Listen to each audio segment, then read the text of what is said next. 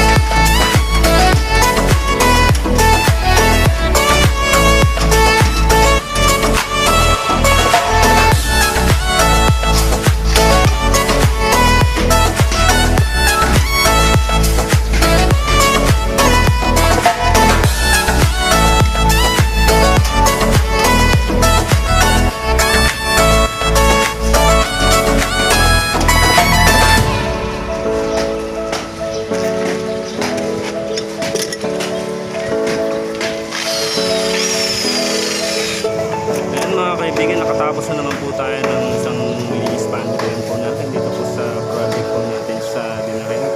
Magaling kang kupal ka. Dahil na naman po. Kaya hanggang dito na naman po ang ating video. Hanggang sa muli mga kaibigan. At kung bago kayo sa aking channel ay huwag lang kalimutan mag-subscribe, mag-bell at mag-likes. Maraming salamat.